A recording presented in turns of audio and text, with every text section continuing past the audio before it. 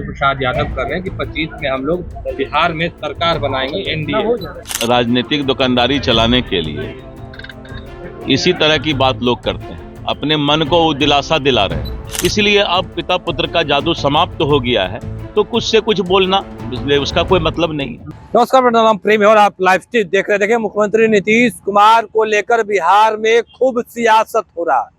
विपक्ष के नेता सवाल खड़े कर रहे हैं क्योंकि मुख्यमंत्री नीतीश कुमार बिहार में एक बार फिर से यात्रा पर निकल रहे हैं और विपक्ष के नेता कह रहे हैं कि गाढ़ी कमाई बर्बाद हो रही है।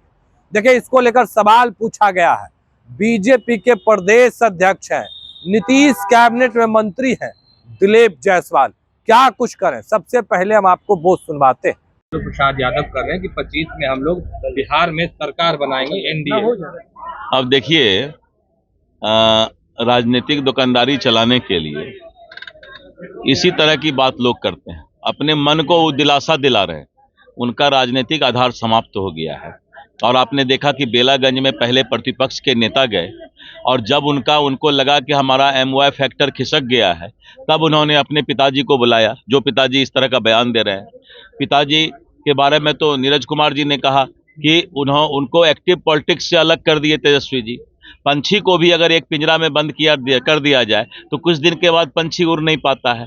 तो लालू जी को इसी तरह करके जो है प्रतिपक्ष के नेता ने जो है राजनीति से अलग करके रखा।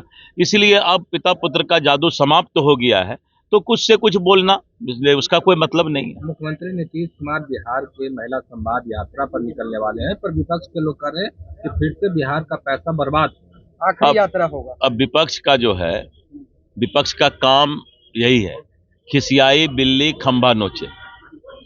बिल्ली को पता लग गया कि अब दूध मिलने वाला नहीं है, सत्ता में वो आने वाले नहीं है, तो बैठ करके यही बात करते हैं। नीतीश कुमार जी एक सकारात्मक सोच के साथ निकलते हैं। उनका सकारात्मक सोच है कि महिलाओं का जो है, महिला से संवाद करके और उनको क्या आधी आबादी को अधिकार दिया जा सकता है, इस बात की वो चिंता कर रहे हैं। और आपने देखा कि इसी बिहार में उन्होंने 2005 के बाद सरकार में आने के बाद स्थानीय निकाय में, नगर निकाय में, पंचायती राज में महिलाओं को आरक्षण देने का काम किया और आज भारी मात्रा में महिलाएं जो है पंचायती राज और नगर निकाय में प्रतिनिधि हैं। और इतना ही नहीं, बिहार पुलिस में आप देखिए, आधे पुलिस जो है आपको चारों तरफ पुलिस महिलाएं ही दिखाई पड़ती हैं। जीविका दीदी की बात लीजिए, आंगनबाड़ी केंद्र की बात लीजिए, और जीविका मॉडल को तो पूरा देश ने अपनाया, आजीविका मॉडल बना करके। और इतना ही नहीं, लड़कियां साइकिल पर चल रही हैं इस बिहार में। किसी ने सोचा नहीं था कि गांव की गरीब लड़कियां साइकिल पर चलेंगी।